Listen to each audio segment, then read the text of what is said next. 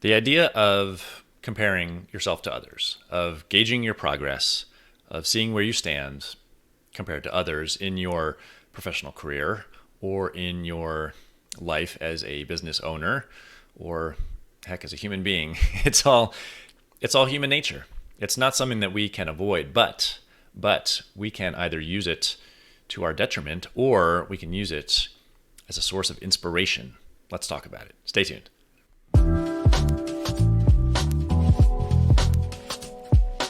Giving architects and landscape architects the tools and strategies to be seen, heard, and valued in the marketplace, and telling the stories of leaders building thriving design firms and attracting their ideal clients.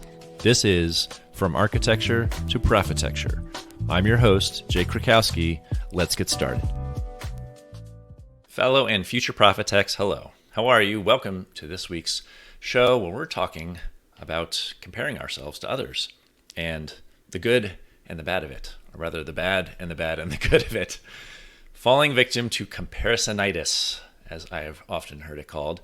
And that could go for any part of being a design professional, whether that's the progress where you are in your career, and that's often perpetuated from our initial and then university schooling into the professional workplace with the job title. How much are you leaning on that job title and having that be the marker of where you stand against your peers or in terms of your whole career or just in the world? How often are you sitting with that? How often is it eating away at you that you haven't made project manager yet, that you haven't made associate principal yet? This idea can be, it can really start to eat away at you.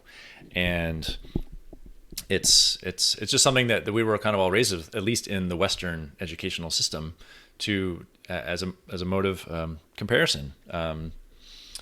Looking at the mean grade or the average grade in a class, that was all too common in at least in an undergrad university for me. Everyone's grades are common knowledge, and you see where you stood, and you see what the mean grade or the average grade was, and you took comparison. You took stock of yourself based on this honestly arbitrary number or letter, but that doesn't always tell the whole story. And the danger in that and comparing yourself solely on numbers is, well, mainly that it's a made up thing, and it's made up and it's all in our heads. And on the other hand, it's also, as we get into gaining greater status in the firms we work for or opening our own firms, as we start to see our peers getting great projects, getting better projects than we have. And I want to ask you the question, how are you, when you see someone, now it could be in a publication or it could just be through your local or your industry network, when you see your peers, maybe it's someone you went to school with, getting that signature project, that great project, heck, beating you out for a great project. What do you mean? What are you making it mean about yourself? What are you making it mean about your progress as a designer, as an architect, as a landscape architect, as an interior designer, or as a business owner? And the key to that answer, I'm going to answer for you. The key to that answer is that it's all what you decide. The meaning that you give it is all up to you. It's all up to you.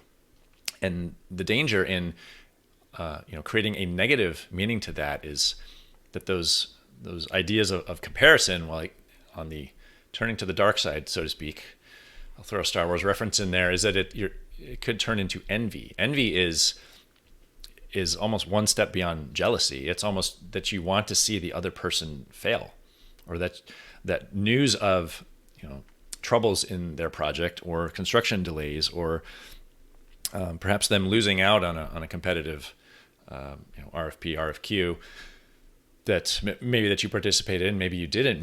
Does that bring you joy? That's dangerous. That's not someone I want to associate with. Those aren't folks that I tend to associate with, in general at all. And I hope that's not the case for you. But there's a danger there that you go from comparison to then jealousy and then to full on envy. Well, if you're able to stop and take a breath and really look at how you're viewing your peers' progress, how you're viewing other firms in your marketplace or in your industry. Are you viewing them with jealousy or envy, or are you coming at it from more of an abundance mindset that there's plenty for all of us? Are you taking something like envy, and how can we turn that into inspiration? How can you use that to fuel the fire of what you want to achieve in business or in life? Because honestly, if you're getting to the point of full-on envy and certainly of jealousy, there's a substantial thing out there that you obviously want. You need to look at it that way. If you're jealous of someone, if you're envious of someone, look at what they have, look at what they are doing, and put yourselves in their shoes. What if you had what they had? What if you got that signature project? What if you got that cover and an article in Architectural Record or Residential Design magazine? How would you feel? And what would that mean to you, personally and for your business? Is that something that you want to go for? And if you start to feel those more negative feelings, or you feel like you are less than, or you feel like that person shouldn't have that, he's been in business 5 years less than I have, or he went to some crummy school and only got his license 2 years ago. Well, A, we're all in this together, and B, look inside. I want you to revisit your goals. What are the goals that you want to achieve in running a design firm or in being an architect in the first place? And if there's something that you see someone else has, or achievements that someone else is gaining, are those things that you want to achieve as well? And then how can you take the steps? What steps can you put in place? What processes can you start to develop to get there?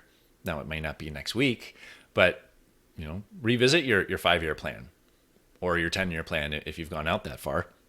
Certainly your 1-year plan, certainly be looking back at your quarterly goals. And I touched on it a couple episodes ago, and how we may have all, even in some small fashion, lost track of our goal setting for this year. 2020 has been interesting, to say the least. But go back and revisit your goals. If you're not 100% pleased with where you stand, either revenue-wise or project load-wise or client satisfaction-wise, and you're starting to look out to your peers and the other firms out there and say, gosh, they're really killing it, or how the heck did they get that? Who do they know? I want you to turn your attention back inside. I want you to practice that at least. And it's practice. It's a lifelong practice. It's not an easy thing, because the idea of comparing ourselves to others, it's innate. It's truly innate. But I come at it from the viewpoint of the abundance mindset. Honestly, there are enough projects out there for all of us. Where's that quote? Yeah. A rising tide lifts all ships. I firmly believe that. And even in helping a competitor out in some ways, even making a referral, if your workload is too much and you need to refer projects out, maybe you refer to that to that big competitor or your prime competitor out there. And I firmly believe that it comes back. Now, again, it may not be this year, it may not be in 5 years, but that puts you on their radar, and that lets them know that you've been on their radar, certainly. So how can you start to foster ideas of collaboration, and not necessarily of project sharing per se, but how can you start to live into that abundance mindset? And anytime that those feelings of comparing yourself, feeling like you are not where you're supposed to be in business or in your career or in life, anytime those feelings come up, I also want you to think about that they are probably thinking the exact same thing that you are. They are probably looking at you and the work that you're doing and the projects that you're getting and the social media content that you're putting out, saying, man, he's killing it with this, or I'm so glad he got that project. Or they're saying, how the heck did he get that project? We're all kind of the same. We really are. And they come from different places and have different upbringings and certainly different education and different mentorships and different work experience. We're at our core, we're all pretty much the same. And we're all kind of sizing each other up, even subtly. Even if it's subtle, it's there. It just is. I want you to sit and think about that. Maybe you say, no, that's not me, Jake. I think everyone is I think everyone's on their own path and off you go. Well, maybe you need to just sit back and take a look on where you may have been comparing yourself to others, and is it progressing beyond that on the negative track, and can you turn that into, well, how does this relate to the goals that I have as a design professional and as a business owner? The long and short of it here is to, anytime you're feeling these feelings that are honestly very natural to us, turn that back inside. Start to take a look inside on what you want out of this career that we have adopted as design professionals, and out of the honestly massive venture into opening a business of your own. And how can any feelings of comparison, how do they relate to the goals that you have, short or long term? And then how do you take steps to achieve those? Or above and beyond that, if there's someone that's always getting those good projects, reach out to them. Maybe you can have a conversation. It could just be over Zoom or over the phone or what have you. If you think that they are, light years ahead of you, when honestly they're probably only a couple of years ahead of you in business, maybe there's a way you can quote unquote pick their brain. And I hate that term, but because it's often a time suck, but maybe there's a way to foster a relationship there, and you can learn from them. And I'm most certain that they can learn from you. So that's all I wanted to talk about today was the idea of comparing yourself to other, and in the words of Marie Forleo, don't drink the CompareSchlager, man. She says that quite a bit. We are all on our own paths. We are all exactly where we're supposed to be.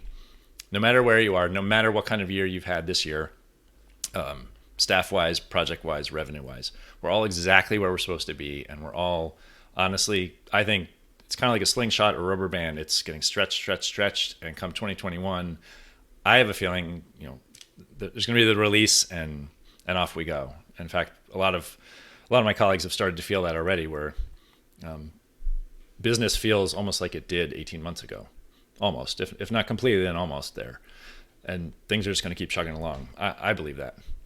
So I want to thank you for tuning in today. If you would, head over to Apple Podcasts and leave me a review. Love to hear from you, what you feel about the show. And if you've got any topics that you'd like to see covered or guests you'd like me to interview, shoot me a DM at Jake Rakowski, Facebook, LinkedIn, or Instagram. And until next week, everyone, make it a great week, because our success is inevitable. Take care.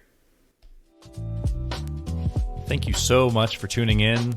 Don't forget to hit subscribe so you stay up to date with future episodes. Connect with me on Facebook, Instagram, or LinkedIn at Jake Krakowski. And for show notes and much more, visit profitecturebydesign.com/podcast.